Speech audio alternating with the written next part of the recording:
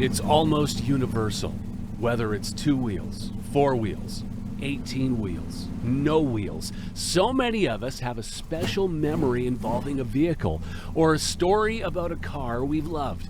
Even if you can't tell a crankshaft from a drive shaft, I want to hear the story of the vehicle that moved you. I'm Blake Jackson, and this is Auto-Biography.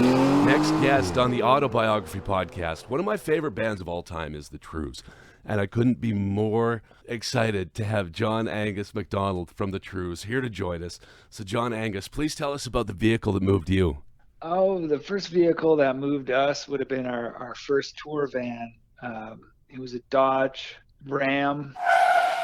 Gonna pump the brakes for a sec and tell you about the Dodge Ram van. Well, what can you say about the Dodge Ram van? It's dependable. It's been around forever, and they tend to run forever. People love them. That's okay. Sometimes it's okay to be ordinary. You know, they started in 1970 with the Dodge Ram van, and it's been around ever since. You know, in 1976, they came out with the 15-passenger Dodge Ram van, which made it very popular with church groups. Now, here's the thing. Instead of a frame, they used a unibody, so the Dodge got better mileage than the other vans out there. But because it was a unibody, it also vibrated like crazy, which maybe was another reason why it was popular with church groups. Now, hey, you remember the A-Team van? Yeah, well, that was a GMC. But Dodge did come out with the street van package. And what was the street van package? Well, just wood grain all over everything. And hey, did you know in the 70s you could actually right away and become a member of the fan club? It was called the Dodge Van Clan. You know, one of those 15, 12 passenger thingies. Yeah. Our parents, this is very generous, and this is a message to all parents out there who have kids that want to follow their dream. They bought us this secondhand thing because they could tell we were serious. We were just fresh out of high school, and we wanted to cross the country and do a tour. And they said, well, our contribution we'll buy you this secondhand van. We took 2 seats out of the back and built a bed that would fit over our gear. So Jack and I just built this bed out of 2x4s and plywood, threw some mattresses on it. The amps could all fit underneath it, and you could sleep 2 on that thing, and then one person would sleep on the passenger bench, and then one person would sleep on the 2 front seats with a cooler in between. Yeah. That was the worst seat, but that was the 4th place to sleep. So the 4 of us would that's how we toured. Our first cross Canada tour was just really slumming it in the van, trying to find a safe neighborhood and sleeping in it. But it was, the more years that pass, I mean, I kind of look on those years pretty fondly now because it was just such a wild adventure. But now the prospect of 4 grown men sleeping in a van, it's just one of those things. It's a time and a place. I would do it at 19, and I don't think I would ever do it again. But it was a fond memory while it lasted. What was the biggest shocker in the music industry for you? I mean, all of it's pretty shocking. It's what did Hunter say about the narrow corridor where pimps and thieves run free and good men die like dogs, and then there's a bad side? Yeah. That I'm paraphrasing, but you come to realize a lot of that's true. I mean, look, the sanest people in the industry are the musicians, as far as I'm concerned. Yeah. They're the ones that sort of have at least the good ones. They have their sort of eyes wide open about the whole thing, and then there's a lot of people that they're trying to get their hands in your pocket. So what's a must-have as far as food and as far as provisions when you're out there? Good coffee is so huge on our bus. It always has been. Start the day off right kind of thing. Yeah. Usually there's way more booze than we could even ever drink. And even in our heyday, of drinking, we probably could never get through all the booze because you're just collecting rider as you go. Yeah. So there's a lot of that. But I think, food-wise, you just got to stick with I'm as healthy as you can find, because there's so many options to eat like crap on the road. You got to counterbalance that in some ways. Get some fruit on there, get some healthier stuff on there, because your body will thank you on week 3. Yeah, you and I are of the same vintage, and I like to turn in early. I don't have the energy, but I mean, you're playing shows and you're doing all kinds of things. How do you keep your energy level up?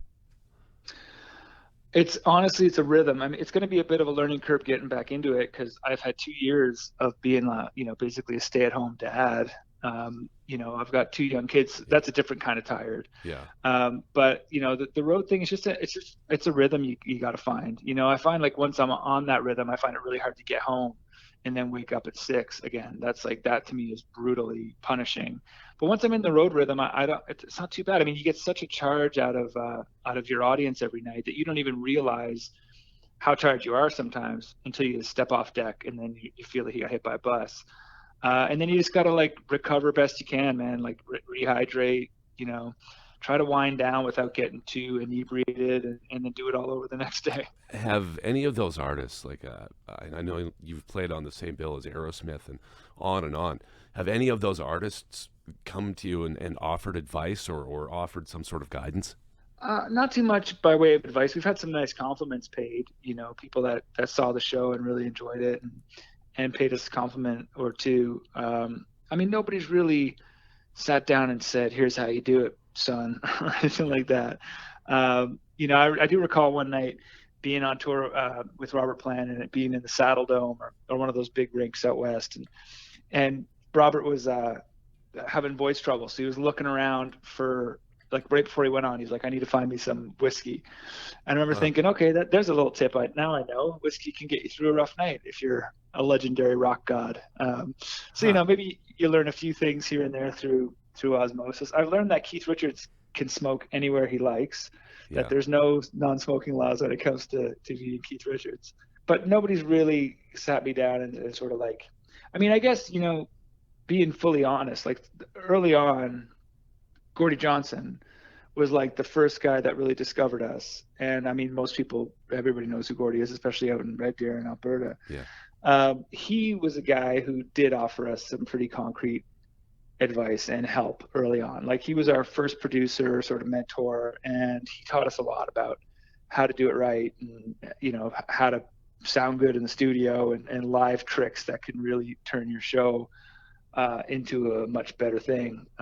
So, I mean, yeah, like he totally gave us some great tips early on that we, are still useful and valid. So, John Angus MacDonald from the Trews, we're looking forward to seeing you, and we're looking forward to hearing lots more from you. Well, thanks for having me on the show, man.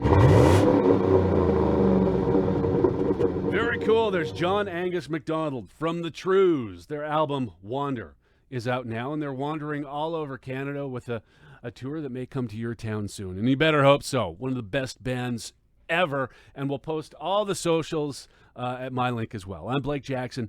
Thanks for hanging out. If you have a story, let me know. I'd love to have you on the podcast as well. And it's time for another one. Next guest on the Auto-Biography podcast. He actually hosts my son's favorite show. It's Making Fun on Netflix. We love it. We all love that one. But researching about Jimmy Diresta, he's a maker. He's a fabricator. He's a producer. He's an author. He's a designer. He's an artist. He's good at pretty much everything. So very excited to have Jimmy Diresta here. Please, Jimmy, tell us about the vehicle that moved you. Oh, thank you very much. As a kid, I was always into Cadillacs. I loved Cadillacs. And I remember my dad said, "I got a surprise for you," because he knew I liked Cadillacs. And I went over to his house, and he had a cream puff, low miles, like 40,000 miles. It was a 1978 Cadillac Coupe de Ville. All right. Stopping to tell you a little bit about the Cadillac Coupe de Ville. Over 8 generations from 1949 to 2005, it was the pinnacle of stylish luxury for the man about town. Now, the name Coupe de Ville comes from the old French carriage building terminology. Coupe means to cut, and de Ville means the town. So I assume Coupe de Ville means to cut the town, to cut through the town. It's a small coupe for driving around town. Now, the Coupe de Ville was not small, but what are you going to do? Now, the accoutrement that could be had in the early days included a telephone in the glove box, a vanity case, and just in case, a secretarial notepad embedded in the rear armrests. We had saddle leather, a saddle tonneau top in like cream puff yellow, with a chrome strip that went down the nose of the hood. Yeah. Went from like the tail all the way like under the rearview mirrors down to the nose. Absolutely never saw that on any other Cadillac. I don't know what that detail was. but the car was perfect. He bought it from a doctor that never used it. And he always said he was going to give it to me. But one day he called me about a year later and said, I got good news and bad news. I go, what? He goes, the car is yours. He goes, but I just got rear-ended at a stop sign and it's destroyed. Oh. So I got it from him. Yeah. And I bought a donor car, and I cut off the rear quarter. The whole rear passenger quarter was destroyed.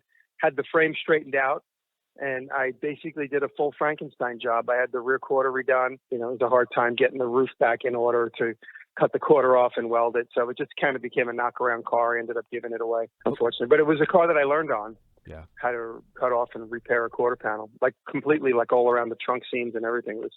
It was a tremendous amount of work for someone that had never done anything. My very first car was a Volkswagen Bug. Yeah. I got a 1966 Volkswagen Bug for $100, and I drove that around a little bit till the clutch went, and I ended up selling it for like $50 in high school. Yeah. And then I got a Toyota, a Datsun pickup truck. Yeah, it was a Datsun pickup truck. I actually never ever drove that. I never got a chance to drive it. I was restoring it in my driveway and somebody offered to buy it, so I ended up flipping it. And you mentioned working on the Cadillac. I'm assuming you didn't have a body shop do that for you. I'm assuming you took that work on yourself? I was just an overly ambitious kid. Like, I was the type of kid, and I still am, when I see a junker in a driveway, I just go, oh, wow, look at that. And, you know, everybody around me is like, are you crazy? The thing is a giant pile of crap. I remember seeing a 66 convertible Cadillac in the back of some driveway out in Queens, and I fell in love with it. And that was when I really fell in love with like 60, 65, 66, and then 67 and 68, you know, those two different body styles. And I remember going in there, pulling it out, and everybody that went to look at it with me said, you're crazy. This car is way beyond your capabilities. Just leave it. Just leave it. Just leave it. Wait till you get a better one. And ultimately, when I turned 30 years old, as a gift to myself, I bought a 1976 Eldorado convertible with 1,000 miles on it from new. Car cost me $20,000, and that was my dream car until I went broke in 2001. So I had that car from 97 till 2000, and the summer of 2004 is when I finally had to sell that car for money. So I put about 4,000, 5,000 miles on it. So when I sold it, it had about just around 6,000 miles on it when I sold it to a friend who still has it, and he recently told me he would sell it back to me for $20,000 if I wanted it. So it's a consideration. Now here I am. I'm 55, so it's, I don't know what the math is. 25 years later, I have the opportunity to get that car back. That sounds like a really good friend. Yeah. Well, he bought it he's a friend of mine. He's very wealthy and he loves toys. Yeah. So he always said to me, he's much older than me. He was one of my mentors in the toy manufacturing business. And when I first bought it, he's like, I love that car. If you ever sell it, you got to tell me first. And so when I was broke, he was the first phone number I called, and he says, I'll take it. And then he goes, if you ever want it back, he goes, if I'm not doing anything with it, I'll sell it back to you. And so now here it is 25 years later, and I'm considering it. I just got nowhere to put it.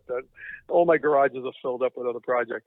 It has to go inside. That's the problem. Now, the reason I wanted to phone you for an automotive podcast, we were watching Making Fun, again, on Netflix, my kid's favorite show. And I honestly, I didn't know your name yet, and I didn't know your history, but I noticed a shot of this Chevy truck outside of your workshop, and on the back, on the tailgate, instead of Chev or GMC, it said Diresta. And I thought, I'm a car guy, but I thought, is there some sort of special edition I didn't know about? Why does it say that? That's great. That's good to know. Well, years ago, when I first got my CNC machine in 2013, I've always been involved in manufacturing. So I was always very intrigued with being able to do little bits of manufacturing on my own. I was always going to China for injection molding and cutting and sewing and heat sealing for pool inflatables and injection molding. And when I first got my CNC machine, I was like, I could make dies. I could make a positive and a negative die. And using my Harbor Freight press, I could make a letter in metal. And that's what I did. And I always was intrigued. I'm also a font nerd. You know, I'm into graphic design. And I was interested in the font on the Chevy, the classic Chevy logo on the tailgate. And so I said it will be great because I'll go back a minute. On YouTube, I started posting videos, and right away there were several other channels. This is 10, 12 years ago, like break.com and a couple of other like YouTube wannabes, and they would steal my videos, or they claim that there was just uploaders taking my videos. And even on YouTube, my videos would end up. So my whole thing became just using my branded logo in everything, whether it be just inherently in the video on my tools or even me making something interesting, but making the logo. And that was where that came from. So I was like, let me change the tailgate of the Chevy truck to my logo, but I'm showing a process on how anybody could do this. And that's what I did. I ended up stamping my name out of thin light gauge aluminum and then incorporating it kind of like body filler and resin into the tailgate. I cut out the Chevy logo to make the space. So it's in there kind of phony. It's not quite stamped in there the way the Chevy logo is in 8-gauge metal. Thank you. Since I saw that episode, it's been bugging me how you did that. So I'm thankful. I guess two-parter question here. I like to make stuff, not to your skill level, of course, but even I'm inspired by watching your videos. Do you ever have people saying, okay, I saw your videos and I wanted to start making things. I wanted to start learning how. If people say that to you, or if you hear that, is there a beginner toolkit or a beginner project that you like to recommend? Well, it's funny because ever since I was a young child, I was always exposed to my dad's workshop, which involved radial arm saw, which is really kind of obsolete these days. Very dangerous tool, but I grew up using a radial arm saw. I still have a few, but I never used them. But a radial arm saw and more specifically a band saw. So I grew up always using the bandsaw as a kid. So I solve all my problems with the bandsaw. And a lot of people call me like the bandsaw wizard or whatever. And because I can cut out fonts and I can cut out shapes and squares. And, you do a couple of different, I could actually carve on the bandsaw blade. And so I always tell people as a beginner, if you want to get involved in a cheap tool, get yourself a used bandsaw. It's not too complicated to tune up to get working well. And you could do freeform shapes. You could follow a straight line and do more, traditional woodworking shapes, but I find the bandsaw is pretty fun to play with, and it's a good beginner tool. And all tools are easy to get injured on. You just have to be cautious and use common sense. You had a career as a toy maker back before everything else, and I was reading about your involvement with Gurgle Guts, and I think I remember them from back in the day. Were there any other toys that you were involved with? I was involved in a very famous toy called the Sky Dancer. We mentioned it on the show. I was involved in the early product development of Sky Dancer, and it's a doll that flies from a little cradle you pull. It was basically the big genius there, and I can't take credit for it. My buddies Anthony and John Gentili, two brothers, came up with the idea, and they took a boy's toy and turned it into more of a girl's toy, which was a real genius move because it was just a little bit left to center. It wasn't too complicated. Engineering wise, because they wanted the arms to fall down. It was interesting, but they got some really skilled people once the product got picked up by a toy company. They got some really skilled people to take it on and did a really beautiful job with the final engineering. But I was involved in the early parts of that. And lots of little things, like one famous thing that we've done, and it's really a niche. There's 24-inch KISS action figures that are out there right now, and they're thousands of dollars. Me and my brother developed that whole product line, like looking at what Gene Simmons and those guys are wearing and deciding what era to emulate. We did 3 versions of 24-inch KISS action figure dolls. They were at retail for $200 each. What was it like working? I guess I shouldn't say what was it like. Was Gene Simmons pretty hands-on with his product? My brother dealt with Gene Simmons. My brother said he was very curt and very short and to the point. All business. He didn't have much time to deal with everybody. Yeah. I noticed on your Instagram, I was perusing it before the interview. Are you currently working on a go-kart? I own a go-kart track here in East Durham, New York. I bought the local go-kart track really more just for commercial property. And we haven't destroyed the racetrack yet. It gets covered with pine needles every winter. But for July 4th weekend, we clean it up and get it ready, and we get any fans that want to show up with a go-kart. But we've done it now. This will be the 3rd year in a row, but it's the first time that I'm actually making a go-kart. Just because last year, this time we were making a TV show, I couldn't make a go-kart. So it was like we literally finished filming the episodes the day before the racetrack event. And so I personally did not have anything other than the go-karts that were just kind of came with the building.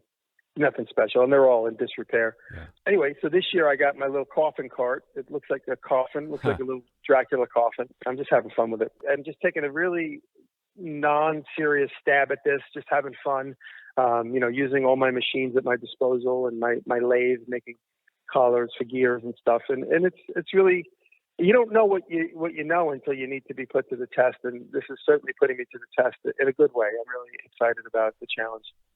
Well, something I've been trying to not hammer into my son, but tell him about is resourcefulness and just taking what you have and being ready to learn. So that's another big reason that I really love your show. You're teaching yourselves how. No. I was going to say, the funny thing was when we were working on the show, the producers kept saying, hey, okay, so this kid wants to build a dinosaur. What do you think? I go, all right, we'll build a dinosaur. And he goes, well, what's the first step? I go, I'm not sure. He goes, what do you mean you don't know? I was like, I don't know. We'll figure it out the day we start shooting. He goes, no, I need to know now. I'm like, this is like a month before. And I was like, no. I said, no, we're going to start. I don't know. Once we know what materials are around me, I said, we'll figure it out then. I said, we'll start with plywood and 2x4s. He's like, okay, what's the first step? I go, I don't know. I really don't know. He's like, what do you mean you don't know? I go, I don't know. I haven't thought about it. He's like, well, think about it now. I was like, no. I said, because anything I say now is going to change. I said, these ideas are very fluid.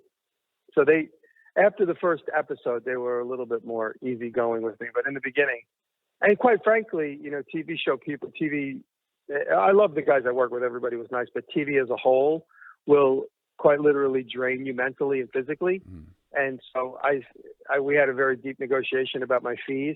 And I said, okay, so that's my talent fee and that's my rental fee. That's it. I said, you didn't give me a development fee. I said, I'll develop the product the day the show starts shooting. And they're like, you can't do that. I was like, then give me a development fee. I said, I have all my time is spent making YouTube videos in my other life. I was like, you want me to be on the design team as well? I said, give me another salary. And so that's why I basically designed everything in time, real time during the show. And I thought it was for more fun too. If everything was figured out, it wouldn't be quite as challenging. We're learning about negotiation too. I love it. Yeah.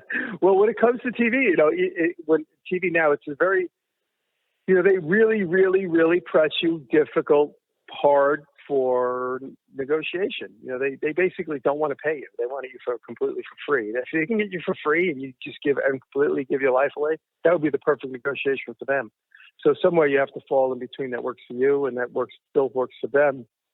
And even social media, like big guys like Kevin Hart and these guys, they make separate deals about their social media. They're like, yeah, I'll be in the movie, but I'm not going to promote it for you because their social media is bigger than the movie company's social media. Yeah. So they say, if you want me to promote your TV show or your movie that you're going to pay me to be in, you got to pay me to do that too. And it seems unusual because wouldn't you want a project? But the movie will either be made or broke on the social media scale of like a Kevin Hart or somebody his caliber. So there's separate deals for these types of things. Now, that being said, you mentioned that being on TV is mentally and physically draining. Making fun, can we expect a second or third season? Honestly, it doesn't look like it's going in that direction right now. I hate to say that, but we're waiting to hear, and we've waited now at this point. If we didn't start making it August 1st, we're not going to make it this season, and there's no schedule at the moment. So with Netflix, unfortunate exodus of subscribers, I think that put us in the pay no mind list, I think, because the show is successful and we are getting viewers and, we all get great fan mail and wonderful connections. But at the moment, we don't have a schedule for season 2 on Netflix. That being said, I think even through watching, you've gained a bunch of fans in our house. And like you said, a lot of people have gone to your social media and are probably wanting to make their own projects and through that following you and purchasing from you. So I hope that's the case. They're definitely upscale tick in all of our social medias, and Pat has been really feeling it the best. Pat is the crazy Canadian. He really has, his stuff has exploded the most because he's the craziest. We all said Pat's going to be the runaway star for the show, and we all love each other, and we're all super happy for that. Going back a few years, you had a show with Amy Poehler and Nick Offerman, and it was called Making It. Yep. Big fan of Nick Offerman, of course, and you know what? You remind me of him so much. I love it. Wondering if you were able to learn anything from Nick. I did. Nick came up learning woodworking very more traditionally. I learned kind of prop making, like making wood objects out of plywood and stuff. Nick was more of a hardwood traditional guy. and me spending time with Nick before he became Ron Swanson. I was actually working with him. I was shooting a video of him making a canoe in 2008 when he got the interview to do the audition to do Ron Swanson. And obviously he went on to fame and fortune as the Ron Swanson character. But all my time spent with Nick is discussing woodworking and different types of tools and different types of woods. And Nick has inspired me to be more of a traditional woodworker and less of a, you might want to say, scenic carpenter, more of a real traditional woodworker, which is the main reason why I made my canoe, and currently I'm making a rowboat. If it wasn't for Nick coming into my life 12 or 13 years ago, I probably wouldn't have gone down that route. And did he learn anything from you? Yeah, he always jokes about me just being spontaneous and not thinking things through, and that inspires him to be less heady when it comes to approaching something. He sees me just jumping in and figuring it out. You know, like a lot of people need a full plan to see where they're going. Obviously, I just talked about it with the producers of the show. I'm just like, okay, I got to make a barbecue. Let me start working on this. And then the ideas come to me while I start working. Of course, there are moments when I'm inspired in laying in bed with a notebook in my hand and drawing ideas at my desk or whatever. But most of my good ideas come to me while I'm in process. And I think Nick has been inspired by me with that. We're inspired by you too, and I'm glad I saw Making Fun, and I'm glad that I was able to explore everything else that you're doing. We're out of time right now. Thank you so much. Thank you so much. Very generous with your time, and I guess generous with your knowledge everywhere. So we're going to promote the hell out of you, but in everything you do, going ahead, best of luck, and I hope we see much more from you. Thank you so much. Thank you for your interest and reaching out and helping to promote the show. So thank you, and say hi to the kids for me and tell them I thank them as well. Jimmy Diresta, just such a cool guy. Currently on Netflix Making Fun, and you can find him all over the place too. An inventor and fabricator. He's an artist, a businessman, just interesting guy. Does a lot of really cool work, and I'll post everything on my Insta and Facebook and everything like that, wherever you go for it. I'm Blake Jackson. Thanks for being here, and here's another story. Next guest on the Auto-Biography podcast, licensed clinical psychologist, actually the first doctor we've ever had on the show, so that's awesome. He is Dr. Samuel West, and he is the curator of the Museum of Failure that's had exhibitions in Minneapolis, Washington, D.C., Paris, Shanghai, Hollywood, Los Angeles, lots of cities that I can't quite pronounce, and currently it's showing in Calgary, Alberta. So please welcome to the show, Dr. Samuel West. Doctor, please tell us about the vehicle that moved you. We have several vehicles in the museum, and several. We have an entire sort of subsection of the museum called Failure in Motion, which is basically anything that moves. So, what kind of vehicles are in there? Well, we have there's some of them that have to be in a museum failure. The two most iconic are the DeLorean. Okay, we got to fire up the flux capacitor and tell you a bit about the DeLorean, which we're already learning about. So I'll just tell you this.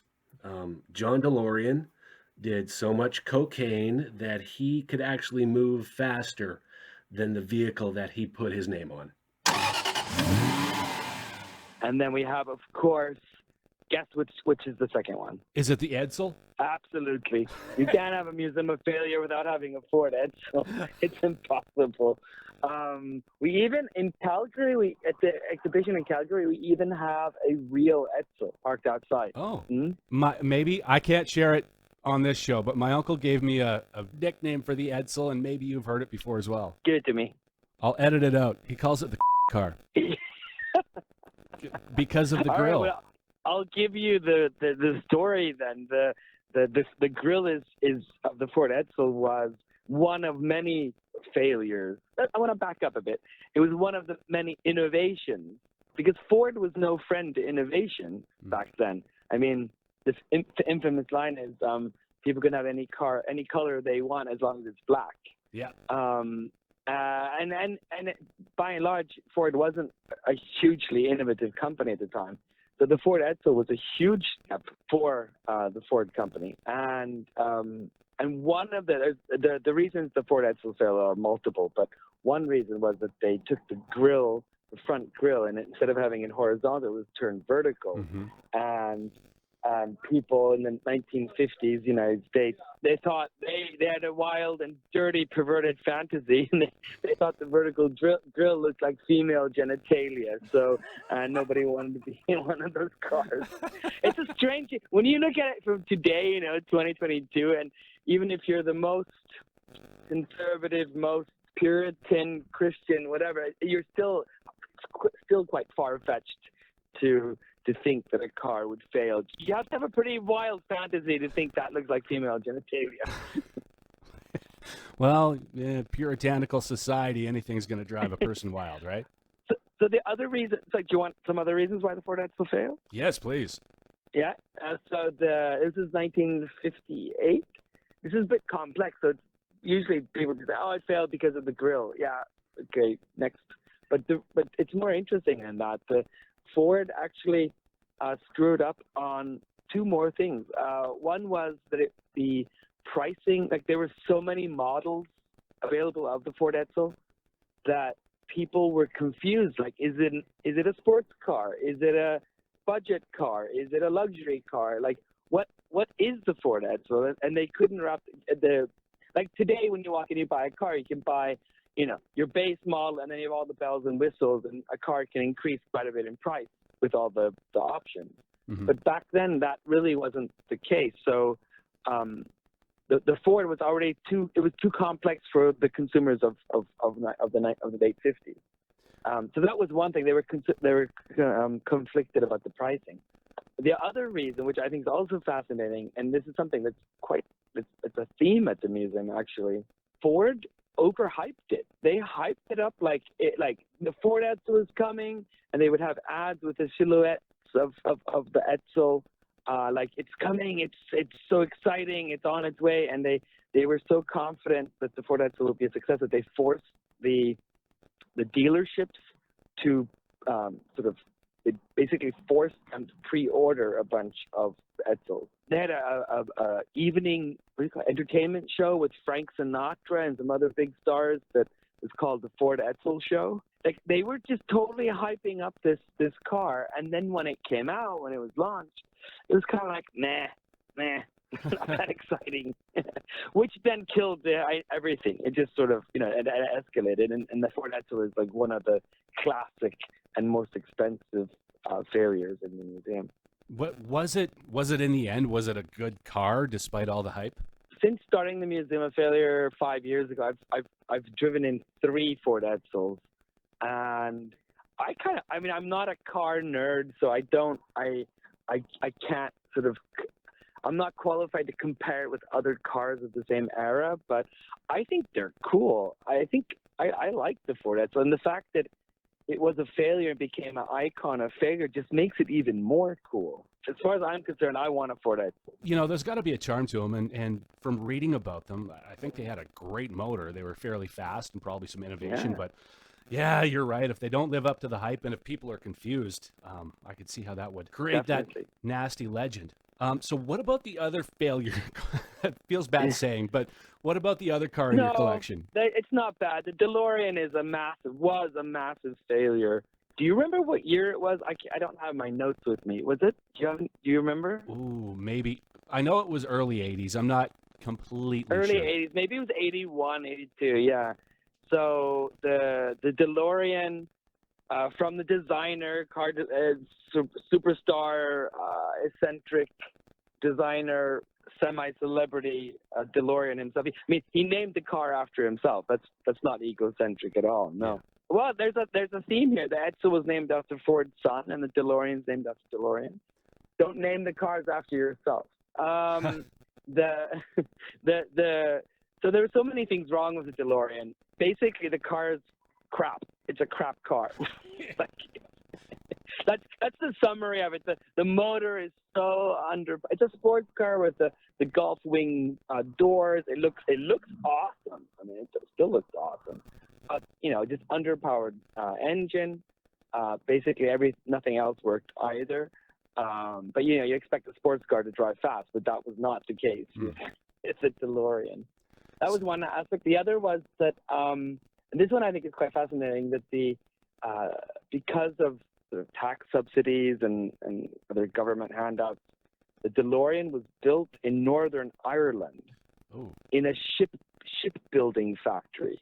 There's a famous ship that was built in Belfast called the Titanic. That's also in the museum.